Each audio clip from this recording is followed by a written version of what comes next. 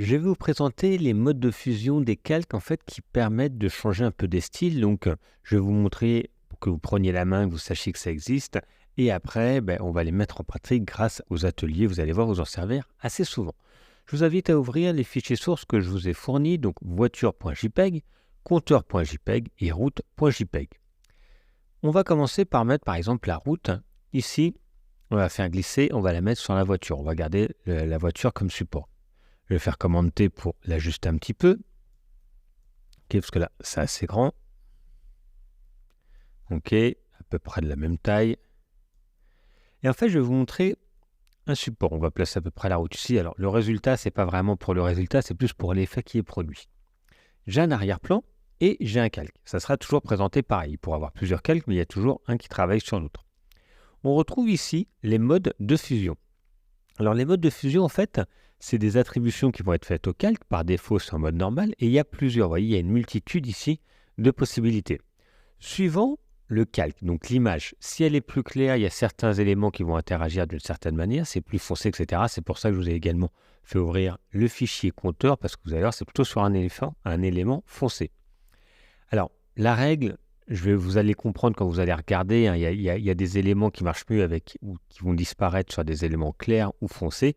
Après, il faudra vraiment regarder. Et en fait, ça permet de créer des petits effets dans le photomontage. Vous allez voir, en fait, sur le rendu. Vous voyez, ici, maintenant, il y a des éléments qui ont été changés pour voir ce qu'il y a en dessous. Ici, produit, ça retire plutôt les éléments clairs. Densité plus, et vous voyez, ça permet comme ça de créer peut-être des effets. Alors là, comme je vous dis, hein, ce n'est pas forcément parfait, mais déjà des petites pistes pour donner des petits effets intéressants. Et donc, vous voyez, ça interagit avec, ici, des éléments clairs. Les éléments clairs, les éléments foncés, l'incrustation. Et donc, vous voyez, ça peut être intéressant même pour faire des reflets. Hein. Vous dites, voilà, vous avez besoin, pour X raison, de faire un reflet dans une voiture. Donc, il faudra faire d'autres manipulations. Mais hop, on a un reflet qui s'est à peu près intégré ici à la voiture. Vous voyez, après, il faut retravailler, bien sûr, mais c'est des débuts d'éléments. Donc, vous voyez, ça nous permet, lors de création graphique, peut-être avec ces éléments-là, tout simplement de faire des montages. Donc ça, souvent, ce qu'on va utiliser, c'est le mode produit. Le mode produit va retirer tous les éléments clairs. Par exemple, vous avez un logo blanc, enfin un fond blanc sur un logo noir, et en fait, tout ce qui va être en blanc va disparaître, et donc ça va intégrer très bien le logo dessus. Ok ?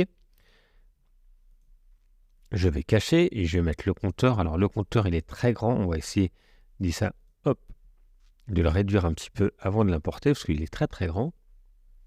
Voilà, ici. Je vais le réagrandir un petit peu. Et par exemple, je voudrais mettre le compteur avec un petit effet ici pour que ça soit au-dessus. On retourne. Et donc là, sur les éléments obscurs, là, tout cela en fait travaille avec les blancs. Donc ce qu'on va voir, c'est que dans les blancs, on va voir apparaître l'image qui est en dessous. Ça peut être également intéressant. Et là, à l'inverse, dans cette partie-là, vous voyez, tous les éléments foncés vont disparaître. Donc, vous voyez, par exemple, pour incruster le compteur qui est plutôt blanc sur un fond noir, ça peut être donner un petit style. Ici, de nouveau, ça travaille plutôt sur les éléments blancs qui vont disparaître. On a un peu de noir, hein, vous voyez. Donc là, vous le voyez mieux. Ça va retravailler tous les éléments qui sont dans les blancs. Voyez. Ici, ça va retirer tous les éléments qui sont plutôt dans les foncés. Voyez, parce que le fond disparaît. Ici, c'est un peu entre les deux. Et là, en fait, c'est complètement différent. Vous voyez, ça change la différence, etc. Là, ça va faire des teintes. Ça change complètement. De toute façon, lors des ateliers, je vous dirais, on va utiliser tel ou tel style. Après, comme je vous dis, au début, c'est un peu abstrait parce que ça réagit complètement différemment suivant l'élément que vous avez. Okay, donc ça peut être un peu plus compliqué. Je vais vous montrer rapidement ce que je vous expliquais. Par exemple, ici, je vais créer un élément, peu importe l'élément. Okay, je vais le lier, je vais faire ça rapidement. Je vais changer la couleur. Vous pourriez avoir, par exemple, un logo blanc avec marqué quelque chose dessus. Allez, hop, logo. Ok, je vais l'écrire en noir. Et vous dites, voilà, c'est votre logo, peu importe, vous avez des éléments. Je vais l'agrandir un peu. Donc, vous récupérez un logo sur Internet. Donc là, j'ai fait un rond, ça souvent, c'est un rectangle. Ok, donc je vais juste les pixeliser, voilà. Et si je... Pardon, c'est pas cela. Voilà. Et donc là, en fait, ça serait comme une image qu'on aurait récupérée. Peu importe, on n'a plus le fond, etc. Donc, si je la mets ici, par exemple, j'ai mon logo, donc ça pourrait être un rectangle. Et en fait, ça, moi, je veux récupérer que l'élément noir.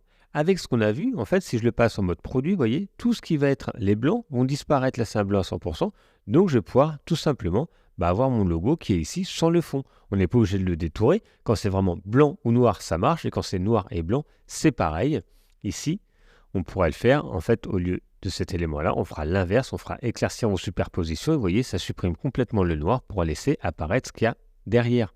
Si je fais ici en superposition, vous voyez, on va voir la voiture qui est derrière. Donc voilà, il y a des applications, il n'y a pas vraiment des choses propres à chaque élément, juste pour que vous compreniez, et on va l'utiliser vraiment dans les ateliers pour prendre en main tout ça, mais sachez que ça existe, et souvent on utilise vraiment le mode produit et superposition, c'est très pratique. Allez-y, prenez la main dessus, c'est peut-être encore un petit peu abstrait pour l'instant, mais vous allez voir, vous mieux comprendre au fur et à mesure de la formation.